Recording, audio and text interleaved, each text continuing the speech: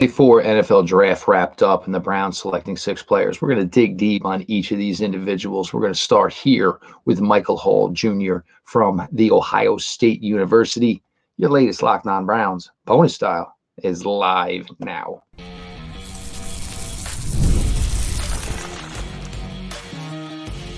You are Locked On Browns, your daily Cleveland Browns podcast.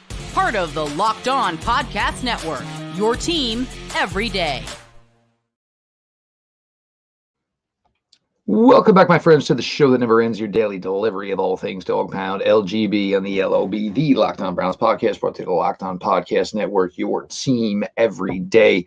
I am your host, Jeff Lloyd. Appreciate you all for making Locked On Browns your first listen every single day. The everyday crowd, the numbers keep going up and up. Join the everyday crowd. Subscribe to Locked On Browns YouTube channel. Show is always available. It's always free wherever you get your podcasts. We're going to do a little bonus episodes, give some extra content this week here, trying to get a chance to understand the selections made by Andrew Berry and the Cleveland Browns front office this past weekend for the 2024 NFL Draft. We're certainly going to start with Streetsboro native, Ohio State Buckeye, and now Cleveland Brown, Michael Hall Jr. As everybody knows, we've had the privilege of knowing Michael Hall Jr. in his game for years now. Good friend Pete Smith, part of the Streetsboro staff, where Michael was a phenomenal talent, eventually deciding and getting the offer from Ohio State. Pretty much a dream for him to get to stay in Ohio, perform at the Ohio State University, and continue that path as he's now going to be a Cleveland Brown. A young man grew up, talk about Johnny Manziel, and try to age us all here a little bit, but that kind of gives you an idea of where we all are, maybe from 10 years ago to where we are today. We're going to look a little bit, just talk here a little bit. This is from Lance Zierlein from the NFLnetwork.com page. Some of the strengths of Michael Hall Jr. He was dominant against Senior Bowl competition at times. Keep in mind, Michael Hall was 20 years old when he was at the Senior Bowl.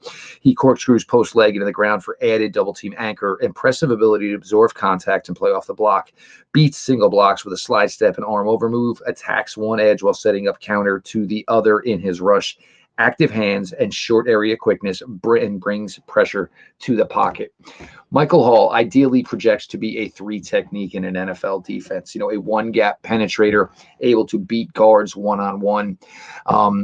The weaknesses we'll get to. No, I think a lot of what makes Michael Hall so appealing, and I said this pre-draft, I certainly said this earlier today, is I don't think you're pigeonholing Mike to just be a guy that rushes from the interior. Mike, look, the Browns like to rotate their guys. They like to have Zadarius Smith rush from the inside. They certainly like to also have Alex Wright do that. We know they like to have Myles Garrett do that. So in some of those instances, some guys who would normally be outside rushers are going to be outside rushers.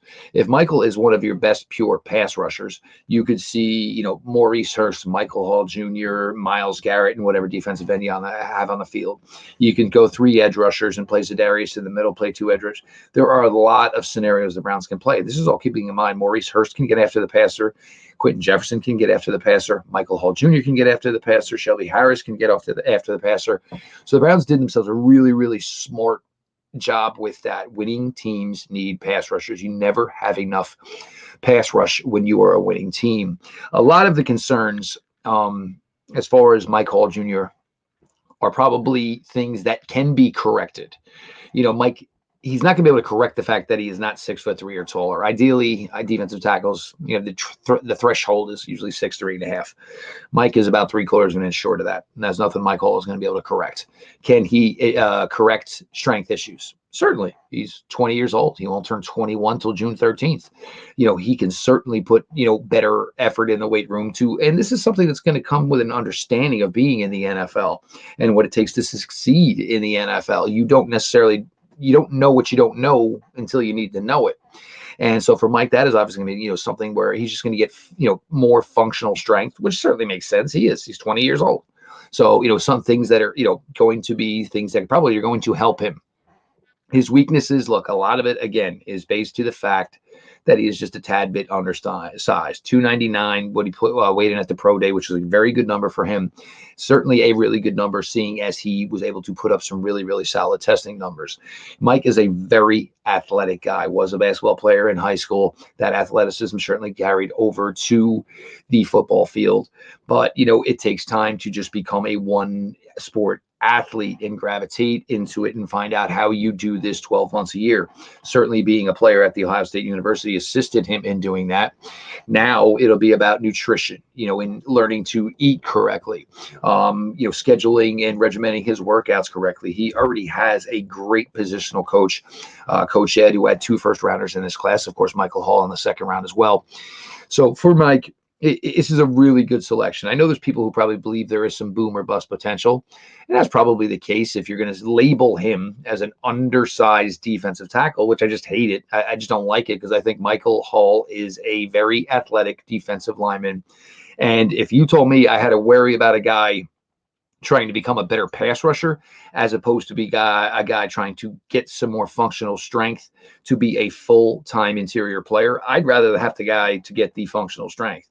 The athleticism to be a great pass rusher in the NFL, it's not always, very easy thing to pick up. You can work. And if you just don't have the athleticism that translates into skill, which translates into beating offensive linemen off the block, none of it beats anything. It's a fact. It's just as simple as that. But Mike is a very special guy. I really like this selection for the Browns. Everybody knows I was a big proponent of making Michael Hall Jr. I know there were people, no, 85. There was no way you were getting Michael Hall Jr. at 85. It was never going to happen. 20-year-old pass rushing interior players, it's a premium. Now, look, can Mike one day develop into that full-time starter who plays at, 305 and does not lose any of his athleticism? That would certainly be the ceiling for Mike Hall.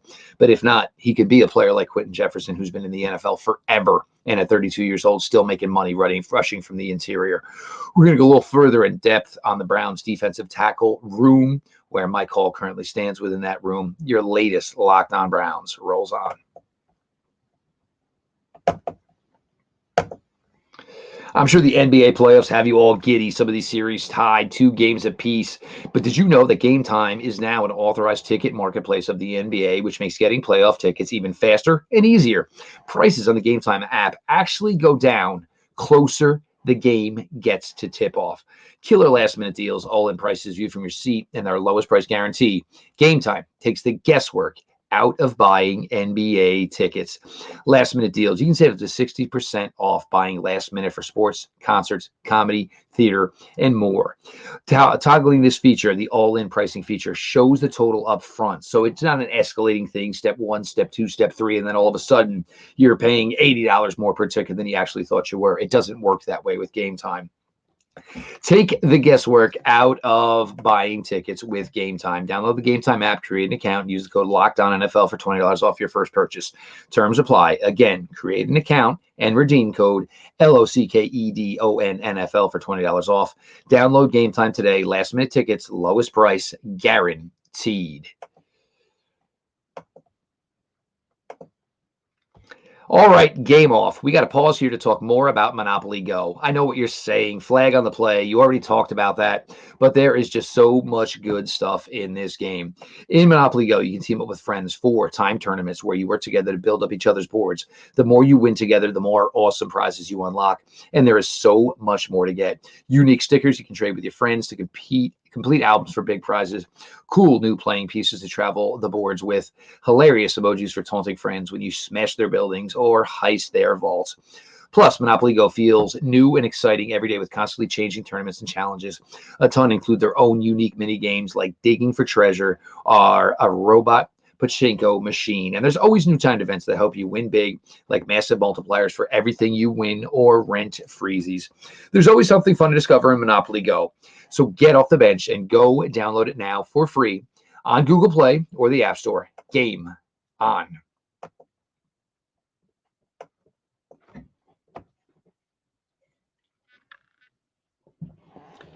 Jeff Lloyd, a bonus episode of Locked On Browns. We're talking a little bit about here Browns selection at 54 overall, Michael Hall Jr. from the Ohio State University, the Streetsboro, Ohio native, made his way to Ohio State and Columbus and is now making his way back to the area to become a Cleveland Brown. Now, you look at the Browns defensive tackle room, and I had spoken for weeks as free agency started to get underway and the Browns started to bring back some of their guys and even adding Quentin Jefferson.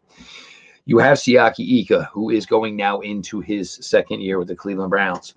But your top 4 defensive tackles in that room are going to be 29, 30, 31, and 32. Getting this room younger and giving this room a little bit of a future look to it was imperative. I knew and thought they were going to draft definitely 1 defensive tackle. I did not think they were going to draft 2 by adding Jawan Briggs with their last pick in the 7th round.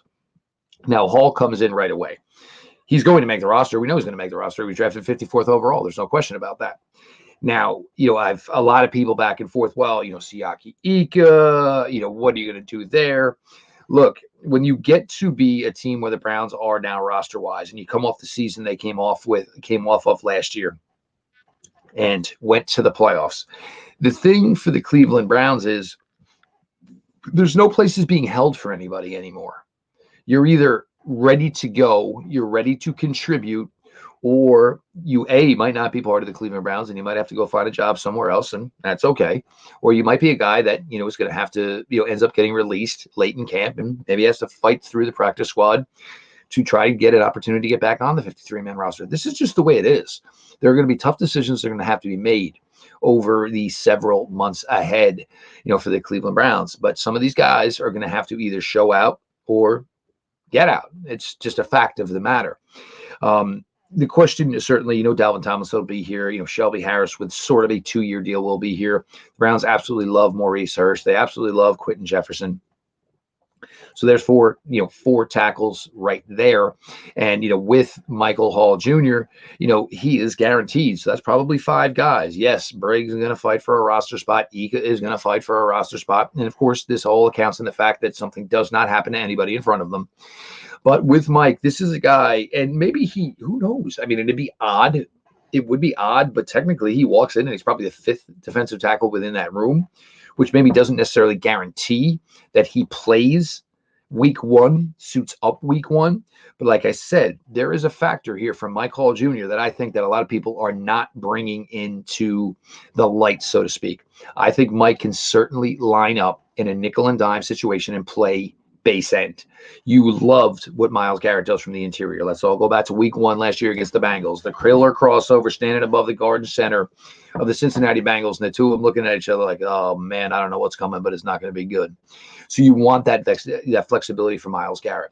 You want Zadarius Smith to be able to do both. He rushes very well from the inside. We know Alex Wright at his size, with his length, his experience at UAB. He was a guy that played on the inside and rushed from the inside a lot.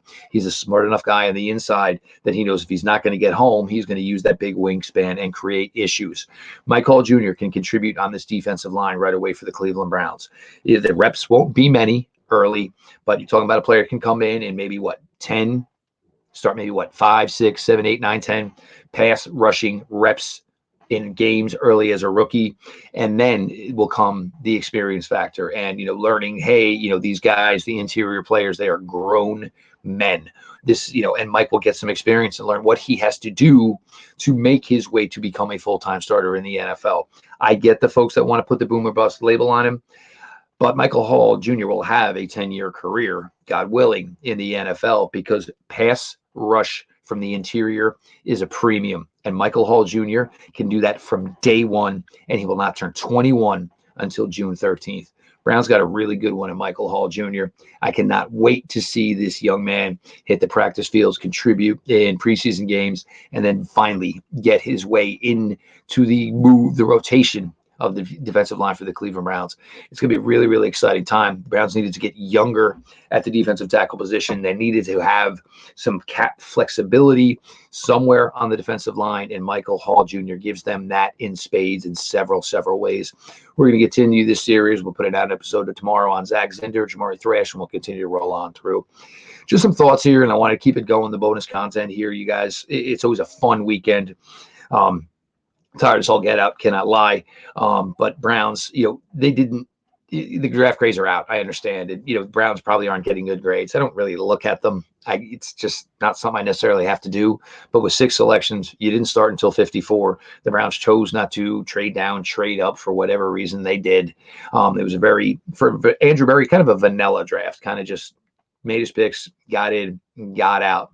That's okay. We all know the season is about one thing and one thing only, number 4. Deshaun Watson. I am Jeff Lloyd. I appreciate every one of you who make Locked On Browns your first listen every single day.